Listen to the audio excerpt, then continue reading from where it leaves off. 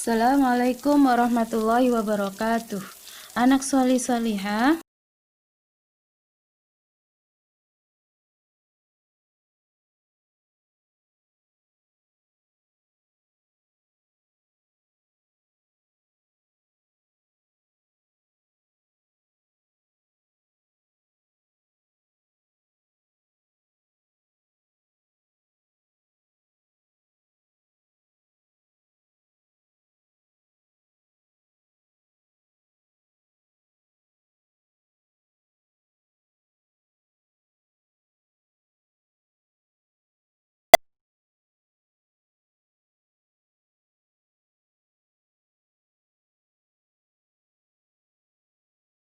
arus listrik.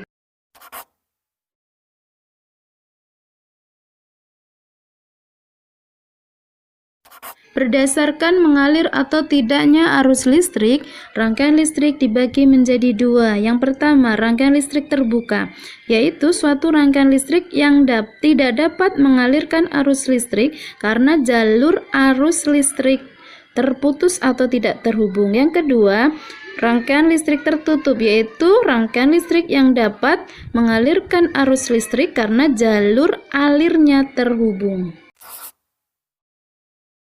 Berdasarkan susunannya, rangkaian listrik dibagi menjadi tiga, antara lain yang pertama rangkaian seri, yang kedua rangkaian paralel, yang ketiga rangkaian kombinasi seri dan paralel. Rangkaian seri adalah rangkaian yang disusun secara seri atau berurutan. Keuntungan dari rangkaian seri adalah satu, putus sedikit kabel atau hemat. Yang kedua, hemat daya baterai. Kekurangannya adalah satu, jika satu lampu mati maka semua akan mati. Yang kedua, nyala terang lampu bisa berbeda-beda. Makin panjang maka makin redup.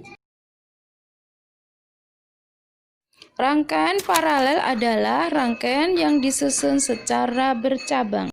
Keuntungan dari rangkaian paralel adalah yang pertama, semua lampu terangnya sama atau lampu menyala lebih terang. Yang kedua, jika satu lampu mati, tidak semuanya ikut mati.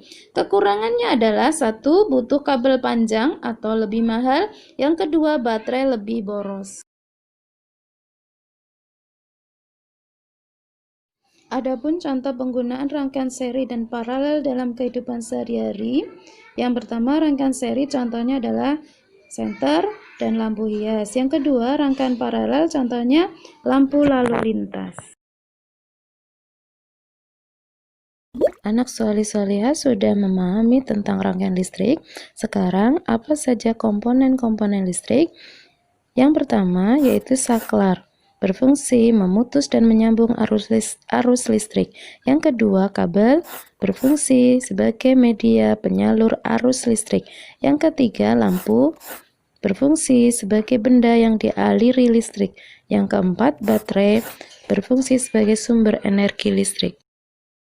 Agar anak soleh-solihah lebih memahami, maka bacalah buku tematik halaman 3, 4, dan 42. Nah, sekarang apa itu hak, kewajiban, dan tanggung jawab terkait penggunaan energi listrik? Masih ingatkah kalian tentang hak?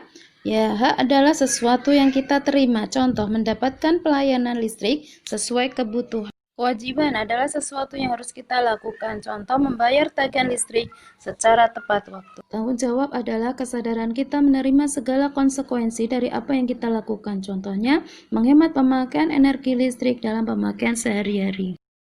Nah, sekarang kita pelajari tentang interval nada. Interval nada adalah jarak antara dua buah nada atau jarak antara satu nada dengan nada lainnya.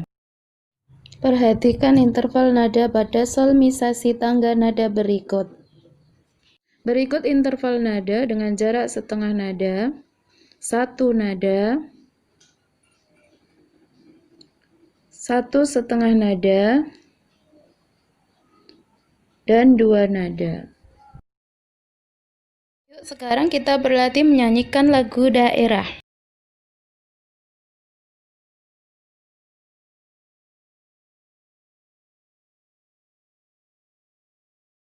Selendang mari ginjang kain panjang mari toru pangeol ni gonting masongon dengke mamangolu. O Maryam tomong dainang sinapang masin.